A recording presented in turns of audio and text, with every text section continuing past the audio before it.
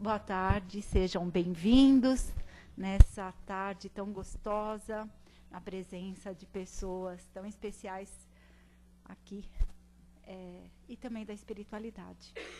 Então, nós vamos dando os nossos recadinhos, agradecendo aqueles que puderam trazer alguma coisa, que seja 1 quilo de alimento, qualquer coisa que possam nos ajudar, é sempre bem-vindo. Nós temos 80 famílias sendo ajudadas todo mês, então é sempre bom quando a gente tem essa contribuição. Também lembramos dos cursos que a casa tem, nós temos de segunda a segunda trabalhos aqui na casa, então tem a palestra, os passes, o plantão de atendimento, evangelização, curso de doutrina.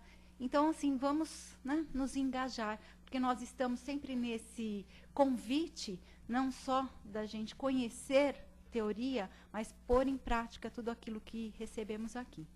Então, vamos nos preparando, nos recolhendo interiormente, tranquilizando o nosso corpo, respirando tranquilamente.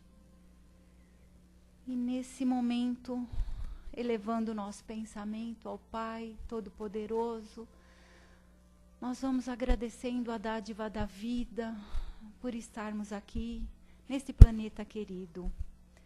Agradecemos por termos chegado até aqui, por esse conhecimento que estamos tendo, esse conhecimento que nos traz tantos benefícios, trazendo essa transformação, para que a gente possa, ainda nessa encarnação, subir um degrauzinho na nossa evolução.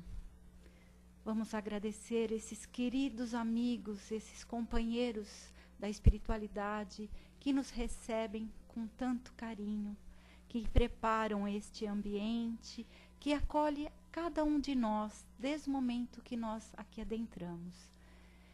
Vamos também agradecer por Jesus, por esse evangelho de amor, de caridade, que tanto faz a diferença na nossa vida.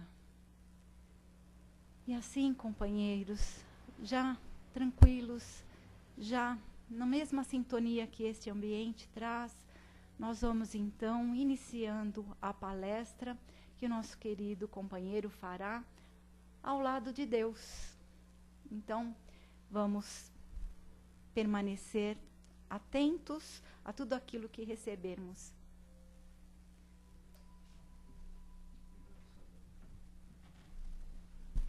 Boa tarde a todos aqui presentes, né? Esse dia maravilhoso. E aqueles que nos veem também pela internet. Hoje o tema é do livro Segue-me. E é o lado de Deus. Recordando o Evangelho de Mateus, no capítulo 12, Jesus diz o seguinte: todo aquele que fizer a vontade de Deus, esses são os meus irmãos e são meus pais. E Jesus é o modelo que a espiritualidade nos ofereceu, conforme os Espíritos esclarecem na questão 625 do Livro dos Espíritos, quando Kardec pergunta: qual é o ser mais perfeito que o Criador nos ofereceu para ser nosso guia e modelo? E os Espíritos, né, vários médiuns em vários locais, essa pergunta era dirigida a vários médiuns, eles dizem: vide Jesus. Então Jesus é o nosso guia e nosso modelo. Se nós andarmos com Jesus, se nós seguirmos a Jesus, nós estaremos com certeza ao lado do Criador, ao lado de Deus. Porque Jesus foi designado por Ele, por Deus, para ser o nosso governador planetário. No momento em que a Terra nem existia ainda, era uma poeira cósmica. No momento em que esse universo estava sendo formado, Jesus já estava designado para ser o nosso governador planetário. E nós, então, devemos seguir todos os seus exemplos, todos os seus ensinamentos, e que a doutrina espírita, através dessa luz que nos traz, através do Consolador, que é a doutrina espírita, nos traz toda a visão necessária para a interpretação do Evangelho de Jesus, dos evangelhos canônicos, né, de João, Marcos, Lucas e Mateus. E para exemplificar aquele que seguiu Jesus de uma maneira mais fiel, aquele que seguiu Jesus de uma maneira tão de perto, a ponto de Jesus, quando estava na crucificação, estava sendo crucificado, segundo o Evangelho de João, ele mesmo diz o seguinte, para João e para sua mãe. Diz para João, eis a sua filho, eis sua mãe, e fala para a mãe, eis o seu filho. Dessa forma, João segue Jesus, não só desde o momento que o conhece, sendo o apóstolo mais novo, mas até o momento da sua desencarnação e após a sua desencarnação, que aqui nós vamos abordar. Como é que ele segue Jesus? Como é que João, né, ele entende a mensagem do Mestre e o segue sempre, né? João, ele desencarnou aos 80 anos em Éfeso, né, na Turquia, por volta do ano 98, segundo conta a história. Então, durante todo esse tempo, ele cuidou da mãe de Jesus, de Maria, seguindo a Jesus, trabalhando no seu evangelho, revelando a boa nova que Jesus tinha nos deixado, e não só revelando, mas também através dos seus exemplos, como Jesus sempre foi, sempre fez. E de onde surge esse tema do livro Segue-me? De onde surge? Essa palavra que Jesus pronuncia para Pedro está em uma das aparições de Jesus. Jesus, depois de desencarnado, depois de deixar o organismo físico, ele esteve entre nós em aparição tangível por várias vezes. Nós vemos algumas das vezes, uma das aparições, a primeira foi para Madalena, no momento em que ela o procura no túmulo e não encontra, segundo o relato de João. A segunda aparição, muito importante, é uma aparição que nos leva a muita reflexão com relação à necessidade, a sentir a presença do Mestre Jesus, quando no Evangelho de Lucas, Lucas cita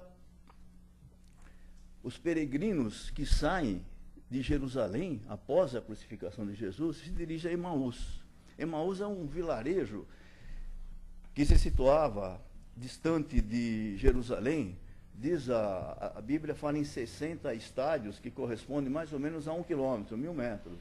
E durante todo esse período, esses peregrinos caminham com alguém que está ao seu lado. E esse alguém vai lhes ensinando todo o lado moral, todo o lado de respeito ao Criador, todo aquilo que se deve respeitar com relação às leis divinas. E os peregrinos não sentiram Jesus ao seu lado. Eles só sentem Jesus no momento em que Jesus senta-se com eles e toma a refeição. E aí, quando eles olham, Jesus já havia saído. E eles rogam a Jesus, fique conosco, como nós sempre fazemos. Muito bem. Qual é esse ensinamento que essa passagem nos proporciona? Nós estamos com Jesus ao nosso lado o tempo todo. Nós caminhamos com Ele. Nós sempre entendemos, procuramos entender os seus ensinamentos.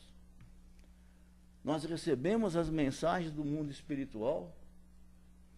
E muitas vezes nós percebemos que Jesus está do nosso lado. E nós não o seguimos dessa forma. Por invigilância, por descuido, por tudo aquilo que nós nos apegamos ao nosso mundo material. Pelos nossos problemas, que nós entendemos que os problemas têm que ser resolvidos de uma forma muito simples, que não é assim, nós sabemos que temos que atravessar todas essas mazelas que a vida nos oferece, porque faz parte da nossa evolução espiritual. E assim, nessa segunda aparição, os peregrinos não entenderam a presença de Jesus como nós não estamos entendendo. Na quarta aparição, Jesus está com seus apóstolos, no momento em que ele anuncia o Consolador. Nesse momento, um dos apóstolos duvida da presença de Jesus, como nós duvidamos. Quando nós estamos com tantos problemas para resolver, mas não são tantos problemas que, na realidade, tem a dimensão que nós imaginamos, mas são os problemas que nós colocamos na nossa dimensão. E nós duvidamos da presença de Jesus. Nós queremos ver, nós queremos sentir. Às vezes nós vamos à casa espírita, às casas de orações, à busca de uma ajuda, de um milagre, de alguma coisa que acontece, para que nossos problemas, nosso fardo seja tirado das nossas costas. Quando Jesus diz muito claramente: vinde a mim aqueles que sofrem, porque meu jugo é leve e meu fardo é suave. E Jesus, na realidade, ele demonstrou através da sua existência aqui no nosso planeta, na sua passagem, toda a necessidade, a tolerância, a compreensão. Porque Jesus, quando passou por todo aquele drama do Calvário, ele passou justamente para nos dar o exemplo. Porque não desse esse exemplo, nós certamente estaríamos esquecendo nesse momento de Jesus. Se ele vivesse durante 100 anos,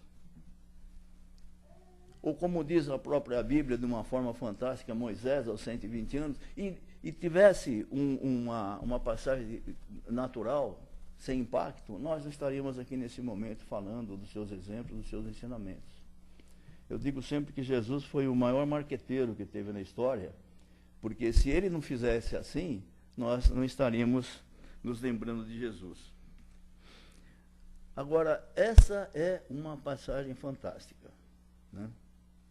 É a passagem que nós entendemos da pesca milagrosa, que na realidade não é uma pesca milagrosa. Jesus nunca contrariou as leis divinas e naturais, né? Então, o que ocorre? Ocorre a segunda narrativa de João, estavam reunidos os apóstolos, João, Tomé, Natanael, os irmãos, né? Estavam lá à beira do lago de Genezaré. O lago de Genezaré é conhecido também como Mar da Galileia, que na verdade pela sua grande extensão, né? O lago de Tiberíades, né? Então ele estava ali ao lado e ninguém notou a presença de Jesus. Ele apareceu e ninguém, mais uma vez, como nós às vezes não notamos, ninguém notou a presença de Jesus. E eles retornaram da pesca com a rede vazia. Aí Jesus então lhes diz: lança-se ao mar, ou à água, né? Lança a rede naquele lugar determinado, porque Jesus saberia onde tinha o cardume de peixe necessário, e eles então trazem essa rede repleta de peixes. Diz o Evangelho de João, dá até o número exato, 153 peixes, né? Não sei como é que contaram, mas ali diz no Evangelho, 153 peixes. Voltando à margem do lago de Genezaré, eles reconheceram então alguém que estava ali sentado, que era Jesus. E Simão Pedro, que já carregava aquele remorso de ter negado Jesus por 3 vezes, no momento de sua crucificação, reconhece o Mestre Jesus. Ali com eles, Jesus pergunta a Simão Pedro: Pedro, tu me amas? E Pedro responde a ele: sim, mestre, eu te amo, tu sabes que eu te amo. Então, apacenta minhas ovelhas. Passado um tempo, pela segunda vez, Jesus novamente pergunta a Pedro: Pedro, tu me amas? Sim, sim, mestre, tu sabes que eu te amo. Então apacenta o meu rebanho. Passado mais um tempo, pela terceira vez, lembre-se que Pedro negou Jesus por 3 vezes. E Jesus pergunta a Pedro 3 vezes: Pedro, tu me amas? E Pedro responde: sim, mestre, tu sabe tudo. Tu sabes que eu te amo. Então Jesus disse, então segue-me. Estando João um pouco distante, Pedro pergunta, e quanto a ele? Segue-me tu, Pedro. Ele já me segue. E já o seguia com toda certeza. E ia continuar seguindo por muito tempo. Bom, passado esse período, né, sabemos que do tempo que João viveu no nosso planeta, passaram-se muito tempo. Nós estamos falando que cerca de aproximadamente mais de 1000 anos, 1200, cerca de 1200 anos, nasce na cidade de Assis um jovenzinho chamado Giovanni di Pietro Bernardone, né? Era a reencarnação de João. Por quê? Porque Jesus, entendendo que naquele período a sua doutrina estava sendo desfigurada através de uma igreja organizada, de uma igreja hierarquizada, de uma igreja que não era aquilo que ele tinha pedido para Pedro nas 3 oportunidades na margem do lago de Genezaré, que apacentasse o rebanho. Houve um grande desvirtuamento. E nesse momento é que surge a Inquisição, que surgem as cruzadas, que surgem todos esses desmandos que eram feitos em nome do cristianismo. Aí Jesus resgata João, para que venha João resgatar o verdadeiro sentido do cristianismo, seguir a Jesus, seguir a Deus, como ele tinha deixado a sua doutrina, os seus ensinamentos.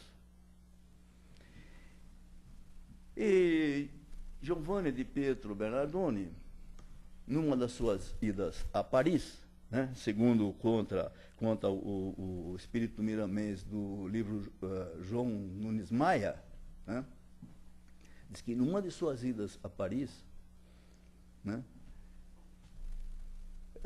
na França, e ele era muito ligado a essa parte de artes, o pai o chama de Francesco, em homenagem à França. Aí muda o nome dele, aí que nós conhecemos o Francisco de Assis. Posteriormente, numa de suas... ele sente que ele sentiu o chamado do mestre. E numa de suas idas, numa das florestas, encontra um grupo de leprosos, de ancenianos. E nesse momento, ele vê a figura de Jesus, que o chama que o chama novamente para o seu apostolado. E ele então abraça de uma forma muito alegre, muito feliz, essa sua nova caminhada, sendo chamado Francisco de Assis. E ele então, nesse momento, dá seguimento ao verdadeiro Evangelho de Jesus, a fraternidade, a humildade, a caridade, relegando os bens materiais em benefício dos bens espirituais que ele havia elegido, né? Uma das passagens assim mais fantásticas que ocorre é que na oportunidade o Papa Gregório III, que havia autorizado a 4ª Cruzada no Oriente para combater aqueles hereges, entre aspas, os que não eram cristãos, e a 4ª Cruzada se desvirtua totalmente, e em Constantinopla saqueia e aniquila praticamente todos os comerciantes que ali existiam, tornando o conceito da cruzada e do cristianismo um círculo de horrores.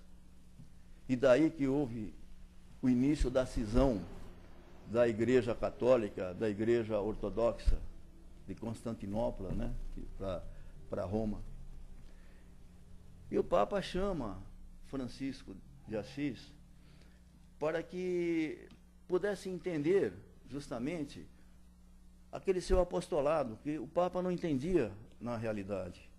E na presença do Papa Gregório III, que estava muito enfermo, muito enfermo, e arrependido de tudo que havia sido feito, confessa a Francisco de Assis, no momento de que, ao vê-lo assim com tanta humildade, confessa que estava muito arrependido de todos os seus erros.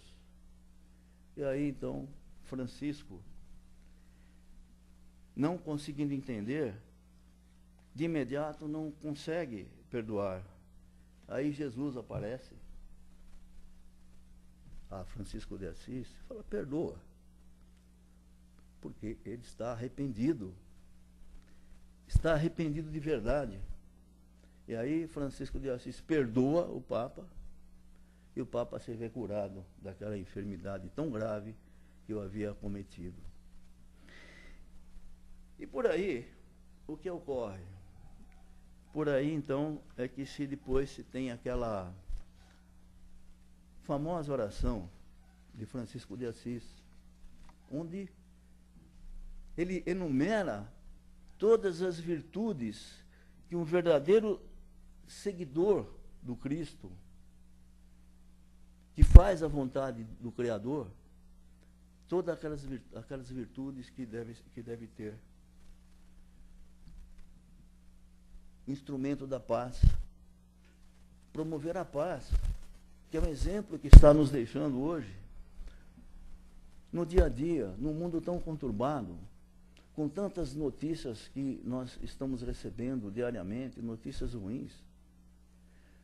Não multiplicando essas notícias, não trabalhando esses fatos com críticas que nós não temos a condição de fazer críticas, porque nós não sabemos exatamente a profundidade de tudo que está acontecendo com cada uma das pessoas.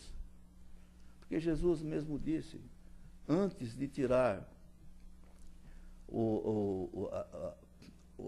a trave do olho do próximo, tira a argueira do seu. Você está com um problema, tira o seu primeiro, para que nós possamos julgar.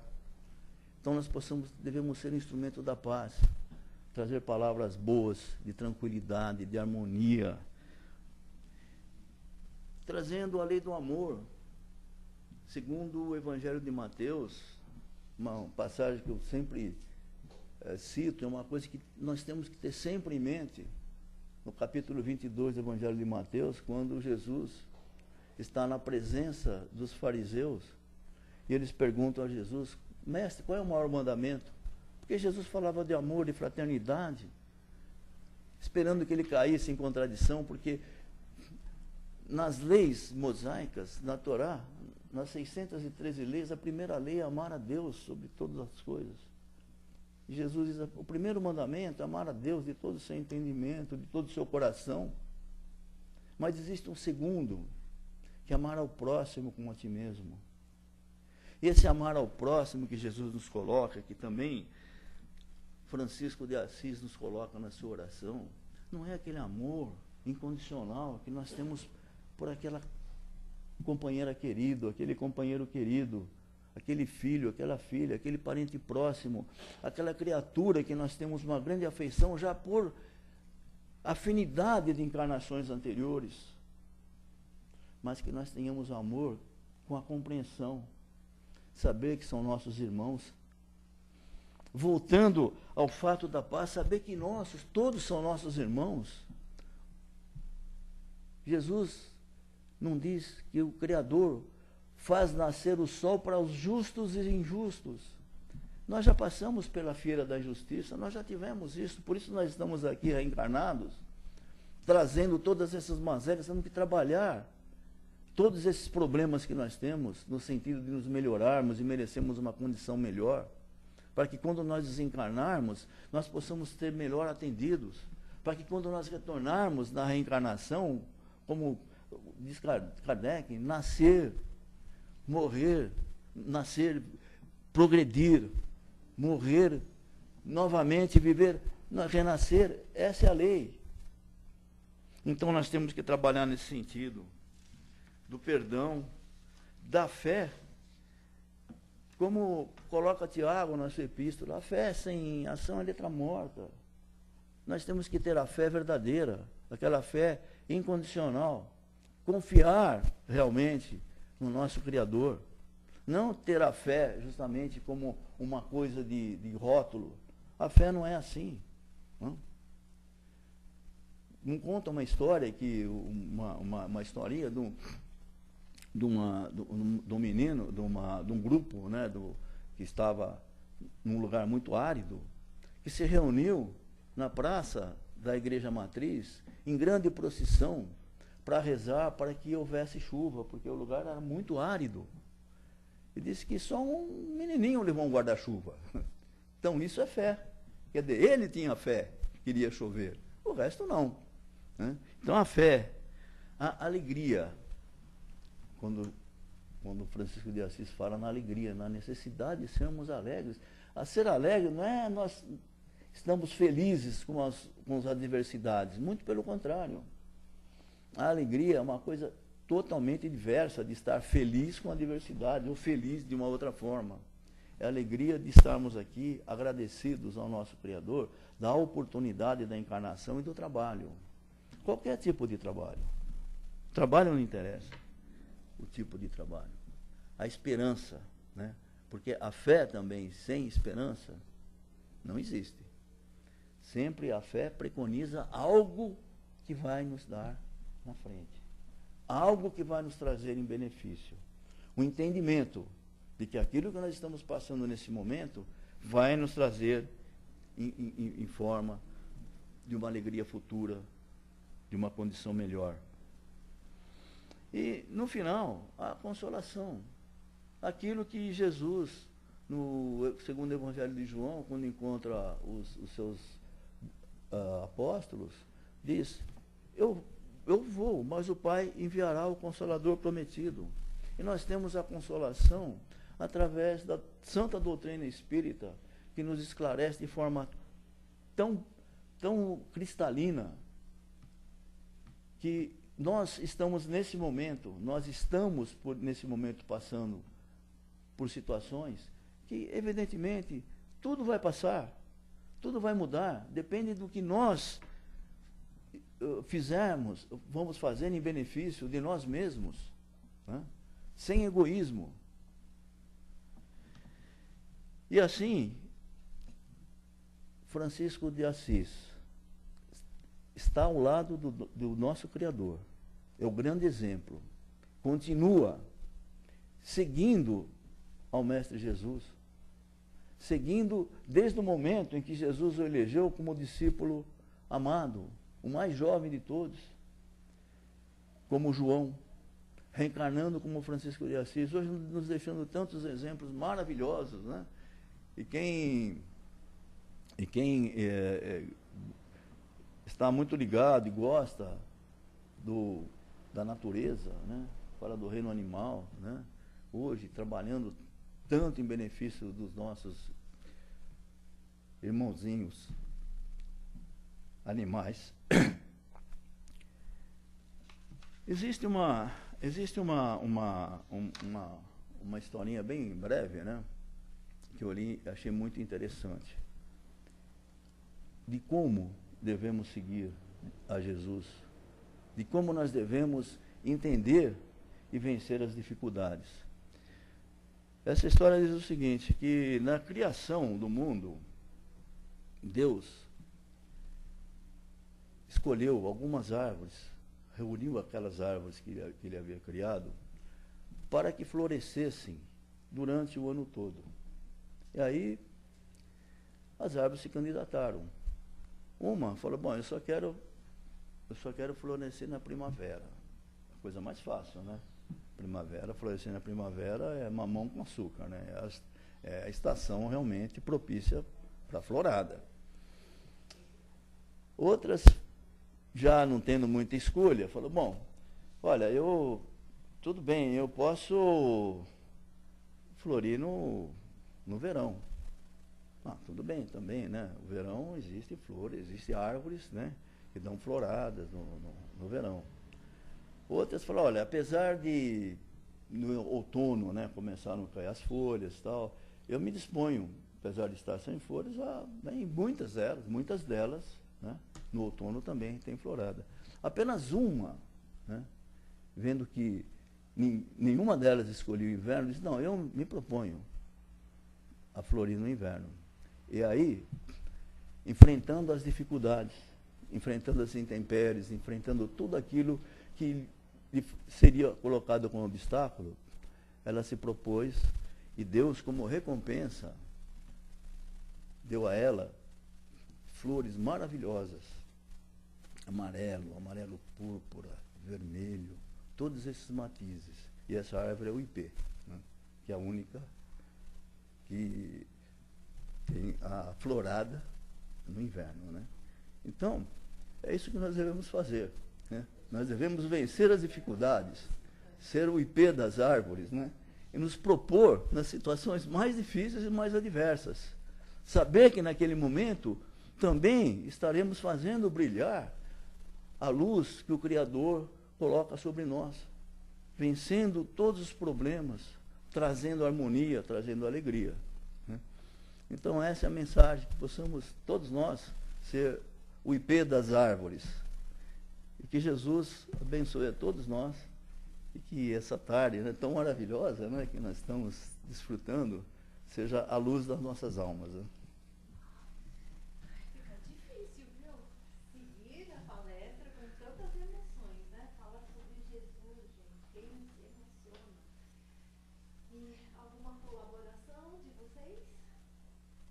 Falando aí do IP, né? E fazendo esse paralelo com a nossa vida, que é muito fácil a gente ser bom quando tá tudo bem, né? Então, assim, estar ao lado de uma pessoa que sorri, que está bem na vida e tal. Mas em um momento de dor, nas tragédias, é aí que entra o bom cristão, né? Ou o cristão, porque todo cristão tem que ser bom, né? Da gente fazer a nossa parte. E essa semana, só aproveitando enquanto vocês pensam, eu tive uma situação muito trágica onde eu moro, e a filha de um dos funcionários desapareceu 2 dias, né? Sem entrar muito nos detalhes, essa menina apareceu. Então a primeira coisa que passou na minha cabeça é dizer para ele, o que aconteceu com ela só pertence a você. Então você é um funcionário muito querido, fique o tempo que for necessário e retorne ao trabalho, porque esse pai está cansado, essa moça sumiu 2 dias, sabe? Então, só quem se coloca no lugar dessa pessoa sabe isso. Então, assim, a gente tem que, nesse momento, e ele estava fazendo um trabalho direto comigo, né? E eu toda aflita, querendo terminar o trabalho, falei, para tudo. Então, assim, colocar o ser humano em evidência, colocar os nossos princípios de amor ao próximo, né? E dar todo o acolhimento, sem julgamento, né? Sem cobrança. Então, é esse o valor de ser um IP lindo, maravilhoso, na hora que chega o inverno, né? Então, essa figura achei fantástica. Obrigado. Mais alguém? Depois, né, dessa palestra, a gente fica sem palavras. Ah, que é isso, por favor. Que bom. Obrigada, José Tá. Roberto. Amém. Que Deus abençoe a todos, né?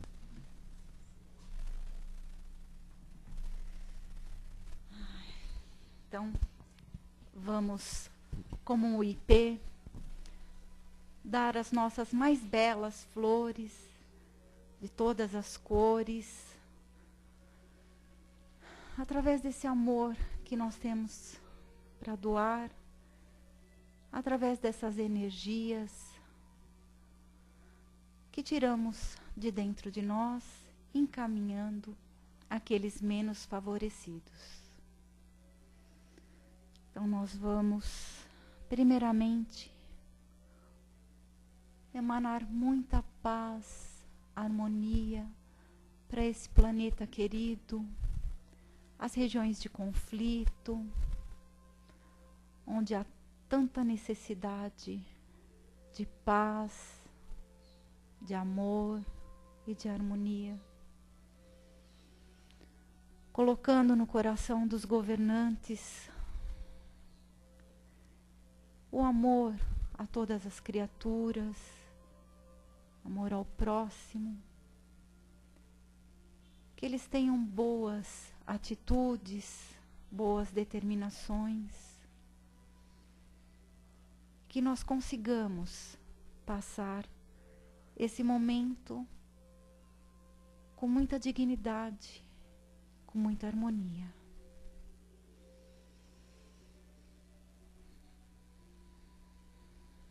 Vamos também aos lares em conflito, os lares onde há tantos ajustes a serem feitos, que os pais possam acolher os seus filhos, que os filhos possam entender os ensinamentos todos, que os casais se compreendam, que os irmãos se unam, que todas essas famílias possam sentir neste momento esse envolvimento de carinho, de amor.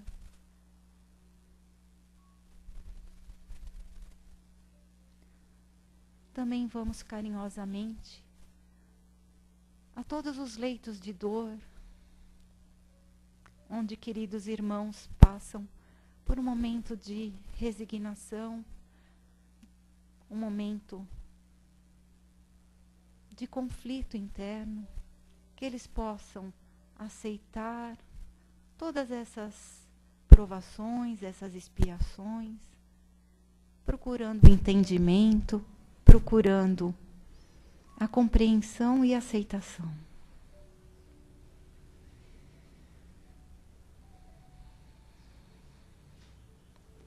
E assim, nós vamos novamente agradecendo por essa tarde divina, por essa palavra a respeito do Cristo, esse nosso Mestre, que possamos sair daqui renovados, que possamos sair daqui exercitando esse amor ao próximo.